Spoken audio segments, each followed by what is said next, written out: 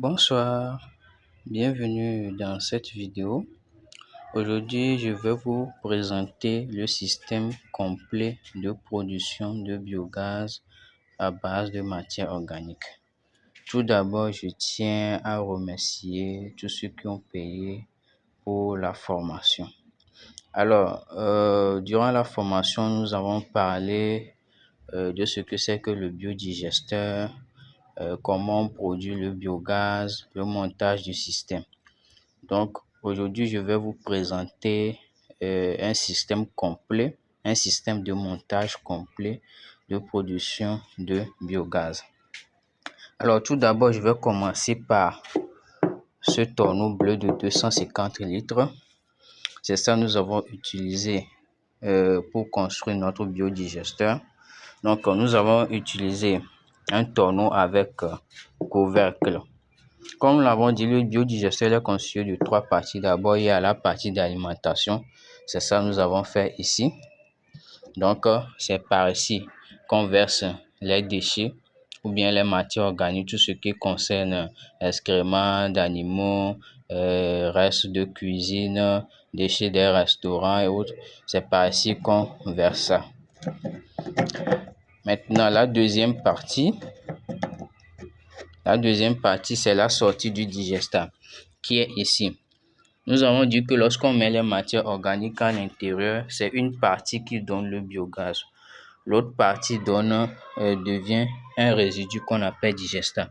Donc, pour récupérer le digestat qui sert de fertilisant, c'est par ici qu'on récupère. Maintenant, le biogaz proprement dit sort par ici. Donc, ça, c'est une vanne. Voilà, une vanne que nous avons mis ici. Donc, lorsque le biogaz sera produit, ça va sortir par ici pour suivre la canalisation. Mais vous n'êtes pas obligé de faire cette partie comme moi je l'ai fait. L'idéal, c'est d'utiliser plutôt vanne à boisseau avec embout, comme sur ce digesteur, voilà. Voilà. Excusez-moi, c'est un embout que j'ai déjà utilisé puisque j'avais mis la colle dessus. Donc, c'est la vanne à boisseau, ça. Voilà, c'est... je vais tourner ça. Voilà. DN15, DMI, PN40, ou bien vanne à boisseau 20. Voilà. Et puis, j'ai mis un bout sur ça. Donc, on le place par ici, on applique la colle. Lorsque le biogaz sera produit, ça va sortir par ici. L'idéal, c'est de faire ça comme ça. La sortie du biogaz, l'idéal, c'est de faire ça comme ça. Sauf que, bon, ça coûte un peu plus cher par rapport à ce que j'ai fait. Voilà, par rapport à ce que j'ai fait ici. Mais le mieux, c'est d'utiliser vanne à boisseau avec un embout. C'est mieux. Ici, j'ai appliqué la colle partout. Voilà, j'ai appliqué la colle. Voilà, la colle que j'ai utilisée, c'est la colle 4 minutes.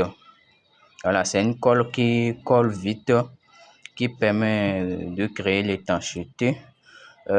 Sauf que c'est une colle qui perd vite en étanchéité, surtout lorsqu'il est en contact avec l'eau.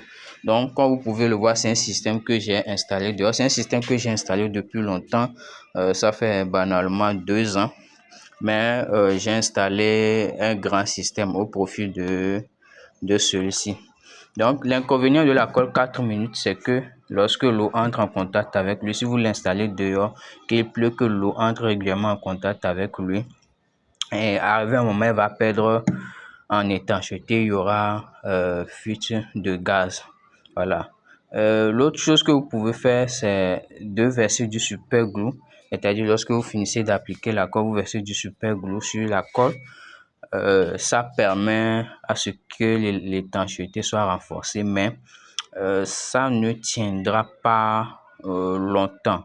Voilà, ça permet de prolonger la durée pendant laquelle l'étanchéité va tenir, mais tôt ou tard, lorsqu'il va pleuvoir ou bien lorsque l'eau va rentrer en contact régulièrement avec ça, il finira par perdre l'étanchéité. L'idéal, c'est d'utiliser les colles fortes comme, comment on l'appelle, Sikaflex. Il y a une colle noire qu'on appelle de marque Sikaflex, voilà, qui est très dure, ou bien le colle de bitume. Voilà, ça c'est très résistant. Ou soit vous pouvez installer le système sous un hangar ou bien dans un garage quelque part pour que l'eau n'entre pas en contact avec ça. Là, ça va durer beaucoup plus longtemps. Voilà. L'important c'est que vous trouvez un moyen c'est que l'eau n'entre pas en contact avec les cols pour que l'étanchéité ne se perd pas. Donc, comme je l'ai dit, c'est un tonneau avec couvercle que j'ai utilisé. Donc, lorsque j'ai fini de remplir le système, donc pour le premier chargement, je l'ai rempli jusqu'ici. Voilà, sur cette ligne. Je l'ai rempli jusqu'ici. J'ai pris la bouse de vache que j'ai mélangée à de l'eau. Voilà, et puis j'ai rempli ça jusqu'ici. Ensuite, j'ai mis le couvercle. Mais avant de mettre le couvercle, je vous conseille de mettre de la colle tangite à l'intérieur du trou du couvercle. Voilà, avant de le mettre sur le tonneau. Ça permet de bien renforcer l'étanchéité. Sinon, si vous ne le faites pas, ça peut fonctionner comme ça peut ne pas fonctionner. Voilà. Il peut y avoir un risque de fuite. Voilà, la probabilité qu'il y ait des fuites est non. C'est pour ça, moi, je vous conseille de mettre du colle tangite à l'intérieur du couvercle. Une bonne, c'est-à-dire, il ne faut pas mettre un peu, mettre une bonne colle tangite. Voilà, avant de mettre. S'il faut vider, là, il suffira juste de venir enlever le collet et enlever le couvercle. Mais n'utilisez pas colle bitume ou bien colle très forte pour faire ça, pour mettre à l'intérieur du couvercle parce que le jour où vous allez vouloir vider et enlever là, ce serait impossible. Donc, bref, je viens de présenter le biodigesteur. Maintenant, une fois que le biodigesteur est construit, on fait le premier chargement. Donc, lorsqu'on fait le premier chargement, il faut patienter au moins 2 semaines avant que ça nous donne un gaz qui brûle. Voilà. Donc, lorsque vous faites le chargement, vous fermez la vanne ici. Vous ne faites pas encore ce raccordement. Vous fermez la vanne ici. Et puis, chaque 5 jours plutôt, vous venez ouvrir légèrement la vanne. Bon, ici, j'ai mal orienté. L'idéal, c'est de mettre un tuyau, voilà, un tuyau ici, voilà, et puis chaque 5 jours plutôt, vous venez ouvrir légèrement pour tester la combustion du biogaz. Voilà, au bout de 2 semaines, normalement, ça devrait vous donner un biogaz qui brûle. Mais il peut arriver qu'au bout de 2 semaines, ça ne donne pas. Ce sont des choses qui arrivent. Si ce cas arrive, ce que je vous conseille, c'est de verser au moins 1 litre d'urine. 1 litre d'urine. Donc ici, nous avons un digesteur de 250 litres. Donc vous versez 1 litre d'urine. Si c'est un digesteur de 1 mètre cube, bon, vous faites une règle de 3 pour trouver la quantité d'urine à mettre à l'intérieur. Si vous faites ça, si au bout de 3 semaines, toujours ça ne donne pas un gaz qui brûle, là, il y a problème. Soit il y a problème d'étanchéité, l'air rentre quelque part et ça perturbe la réaction, ou soit la matière organique que vous avez utilisée pour démarrer a un problème. Voilà. Donc, c'est les 2 cas. Là, vous serez obligé de vider et de chercher de nouvelles matières fraîches, voilà, d'excréments d'animaux, que ce soit celui du veau, celui du porc, pour recommencer une nouvelle production. Donc, ce sont des cas qui arrivent, mais dans de rares cas quand même. Ok. Maintenant, une fois que vous avez remarqué que votre biogaz brûle, c'est après ça que vous allez faire cette canalisation. Donc, j'explique. De la sortie du biogaz, nous avons le tuyau qui va jusqu'au piège à eau. Le rôle du piège à eau, c'est de recueillir la vapeur d'eau qui est contenue dans le biogaz. Nous avons dit que le biogaz est constitué de la vapeur d'eau. Cette vapeur d'eau-là se condense dans les tuyaux. Donc, si on ne récupère pas cette vapeur d'eau, arrivé un moment, ça risque de boucher les tuyaux et empêcher le biogaz de circuler normalement. Donc, c'est pour ça que nous avons placé le piège à eau. Donc, s'il arrive que le piège à eau se remplit, il suffit juste de venir ouvrir en bas. Voilà. Et puis de vider. Ici, je l'ai placé trop bas puisque c'est juste pour expliquer le fonctionnement du système. L'autre rôle du piège à eau, c'est que ça permet aussi de recueillir le liquide qui vient du digesteur en cas de débordement, parce qu'il y a des fois les gens mettent les matières organiques à l'intérieur du digesteur, mais ils oublient de récupérer le digesteur. Donc, arrivé un moment, le digesteur se remplit et le surplus là se déverse dans le tuyau. Donc, et tout ça, ça se mélange au gaz et lorsque la personne va vouloir utiliser, va remarquer que le gaz ne brûle pas normalement. Donc, ce piège à eau aussi permet de récupérer le surplus. Donc, lorsque vous remarquez que ça commence par se remplir là, vous videz le piège à eau et vous vous assurez, et vous libérez quand même du digesteur. Comme ça, vous êtes sûr que le digesteur n'est pas plein. Donc, du piège à eau, on va où? On va sur un raccord en T. Le raccord en T a 3 bornes. Donc, le piège à eau va sur une des bornes du raccord en T. Maintenant, les 2 bornes restantes. Sur l'une des bornes, nous faisons le raccordement jusqu'à la chambre à air. La chambre à air, c'est elle qui va stocker le biogaz produit. Alors, je tiens à préciser que cette chambre à air est trop petite pour un digesteur de cette taille. L'idéal, c'est d'utiliser une chambre à air de camion, comme celui-ci. Voilà, une grosse chambre à air comme ça. Voilà, chambre à air de camion. L'idéal, c'est d'utiliser ça. Sinon, cette chambre à air, c'est trop petit, puisque c'est pour expliquer. Vous avez remarqué que entre le raccord en T et la chambre à air, j'ai mis une vanne de protection. Voilà, que je peux fermer ou ouvrir. Donc, cette vanne, son rôle, c'est de permettre à ce que je puisse empêcher la circulation du gaz vers la chambre à air lorsque la chambre à air est bien gonflée. L'autre rôle, c'est que ça me permet d'empêcher la perte du biogaz en cas de dépannage, parce qu'il peut arriver qu'il y ait un problème et que je fasse une intervention dessus. Donc, si je ne ferme pas cette vanne pour pouvoir faire l'intervention sur la canalisation, là, je risque de perdre du biogaz. Ici aussi, c'est le même rôle. En cas de dépannage ou d'intervention, je viens fermer ici. Donc, ça me permet de conserver le biogaz ici et puis de conserver le biogaz dans la chambre à air. Et une fois que j'aurai terminé mon entretien ou bien le dépannage, je fais le raccordement et puis j'ouvre les vannes à nouveau. Voilà. Donc, la dernière borne du raccord en T, ça vient où? Ça vient sur ceci. Ça, c'est un filtre H2S. Nous avons dit que le biogaz, il est constitué de méthane, dioxyde de carbone, hydrogène sulfuré qui est l'H2S, vapeur d'eau et puis d'autres traces de molécules. Maintenant, ceci c'est le filtre H2S. Ça permet de récupérer l'hydrogène sulfuré ou bien d'enlever l'hydrogène sulfuré contenu dans le biogaz. Vous devez savoir que l'hydrogène sulfuré, c'est un gaz qui est toxique pour l'être humain. Et non seulement ça corrode les appareils en fer. Donc, pour plus de sécurité, je vous recommande de placer un filtre H2S. Ce filtre H2S que vous voyez ici, c'est un filtre modèle chinois. Voilà. Mais il y a des filtres que vous pouvez fabriquer localement vous-même, où vous prenez un tuyau, vous mettez des bouchons à chaque borne. Après, je vais vous montrer un exemple. Et puis, vous mettez les métaux à l'intérieur.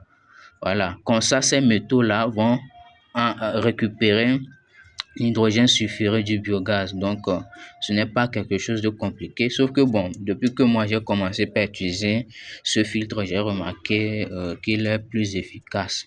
Voilà, c'est pour ça que je l'ai mis. Sinon, vous pouvez fabriquer ça localement vous-même. Après, je vais vous montrer un exemple. Donc, après le filtre, on suit la canalisation. Il y a encore une vanne ici. Voilà, une vanne de protection. Et ensuite, ça continue jusqu'à la cuisinière. Excusez-moi pour l'état de la cuisinière. C'est une cuisinière que j'utilise depuis longtemps, donc ça s'est usé au fil du temps. Donc c'est comme ça se présente l'installation euh, complète du système de production de biogaz à partir de matière organique. Donc la cuisinière que vous voyez ici, c'est une cuisinière à biogaz. C'est une cuisinière qui est fabriquée pour fonctionner uniquement à biogaz. Donc lorsque vous voulez utiliser le biogaz, c'est simple. La chambre à air va se gonfler. Et une fois qu'il sera gonflé, vous mettez un contreplaqué dessus avec des pierres. Puisque si vous ne le faites pas, il n'y aura pas suffisamment de pression pour arriver jusqu'à la cuisinière.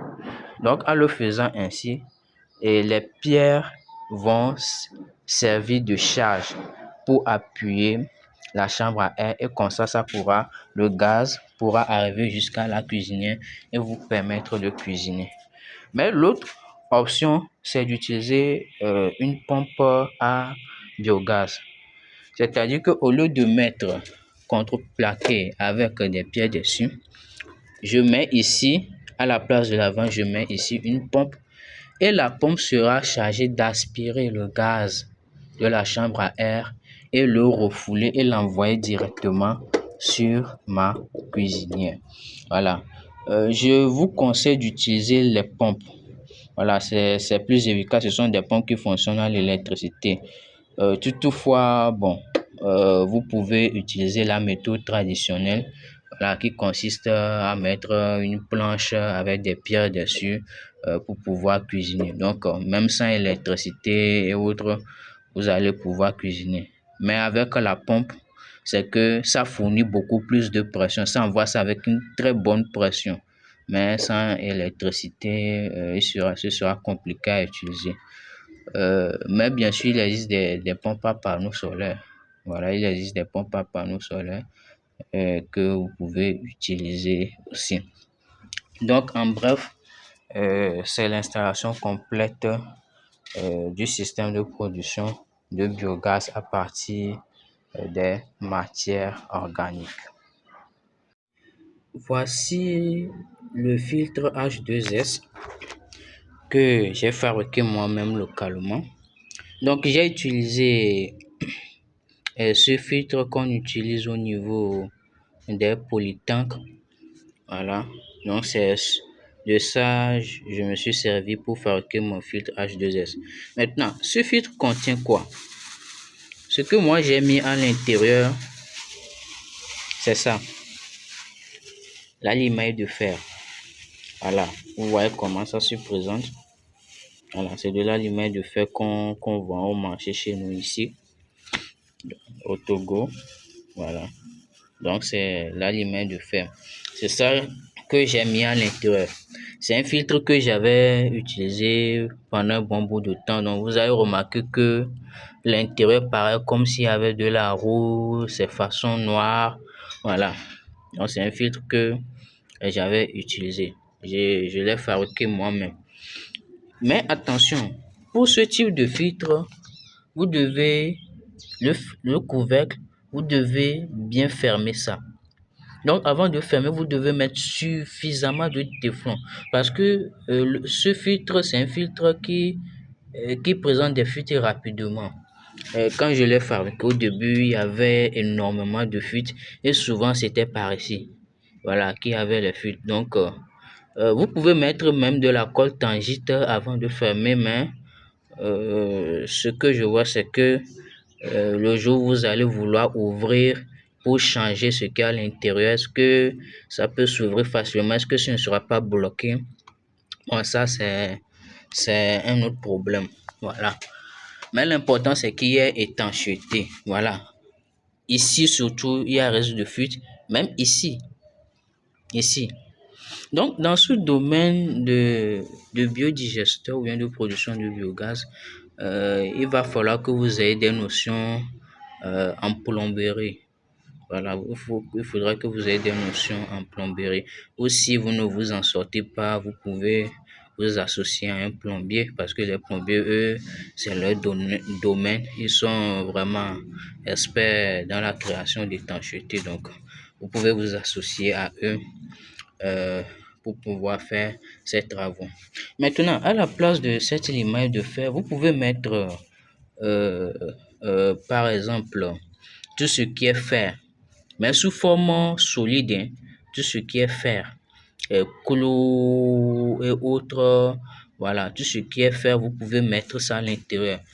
Eux aussi seront efficaces pour filtrer le H2S ou du biogaz.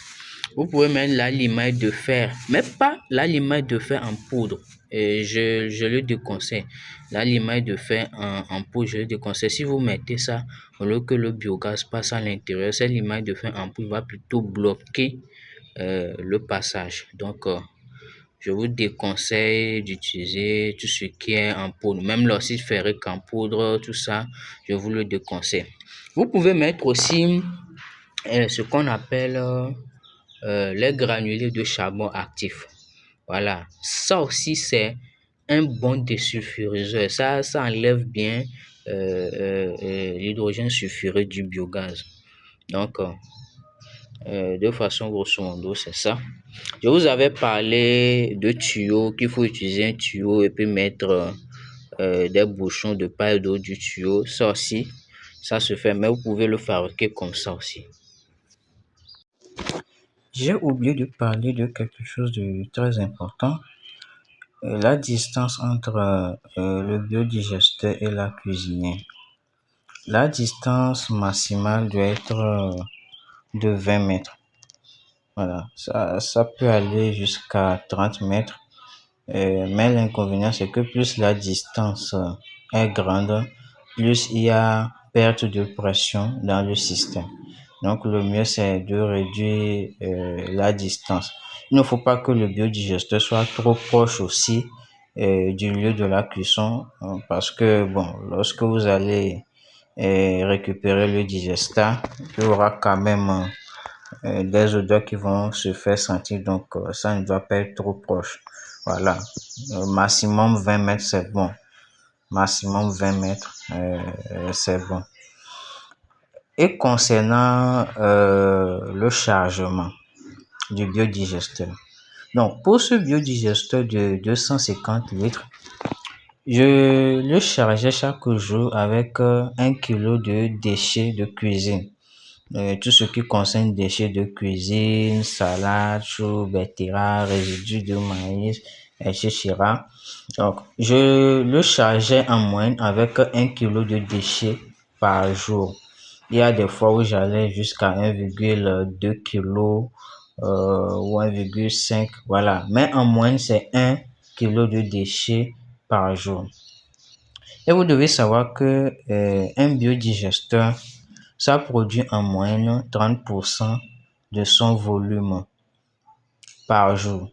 Donc, si on prend ce biodigesteur de 250 litres et on fait x 0,3, donc ça produit en moyenne 75 litres de biogaz par jour. Ça, c'est une moyenne. Voilà. Il y a des fois, ça dépasse. Ça va jusqu'à 50% de son volume.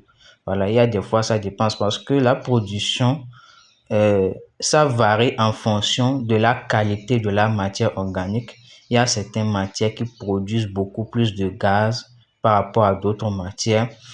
Il y a la température, l'environnement qui influe sur le rendement de production. Donc, ce sont des valeurs moyennes que j'ai observées, que je vous ai donné ça. Donc, pour un digesteur de, disons, 1 mètre cube par exemple, voilà, donc vous faites les règles de 3, 1 mètre cube, donc 250 litres, j'ai dit que je le charge en moyenne avec 1 kg de déchets par jour. Donc, pour un digesteur de 1 mètre cube, il faut le charger avec 4 kg de déchets par jour. Et une précision, vous prenez la même quantité d'eau équivalente. Donc, si vous prenez 1 kg de déchets, vous versez 1 litre d'eau sur les déchets et puis vous mélangez avant de le mettre dans le biodigesteur. Cependant, il y a certains types de déchets qui nécessitent beaucoup plus d'eau. Le plus important ici, c'est que lorsque vous mettez de l'eau sur les déchets, il faut que l'ensemble soit liquide. Et pour les déchets qui sont solides, le mieux c'est de les découper avant de les mettre dans le biodigesteur. Si vous les mettez comme ça dans le biodigesteur, vous mélangez avec de l'eau, vous les mettez comme ça dans le biodigesteur, ça va fonctionner. Sauf que ça va prendre beaucoup plus de temps avant de se décomposer pour vous donner le biogaz. C'est ça l'inconvénient. C'est pour ça pour des déchets solides comme les épluchures d'igname, de manioc, et autres, moi je vous conseille de les découper. Voilà, les tiges des végétaux, c'est ça, je vous conseille de les découper, pas les découper finement, non. Voilà, que ça soit de petites dimensions avant de faire le chargement. Il y a des déchets que moi j'utilise jusqu'à 2 litres d'eau, c'est-à-dire lorsque je prends 1 kilo, je verse 2 litres d'eau dessus avant que l'ensemble soit bien liquide. Si je mets 1 litre, 1 litre sur 1 kilo de déchets et je vois que c'est encore dur, je verse encore de l'eau jusqu'à ce que l'ensemble soit liquide.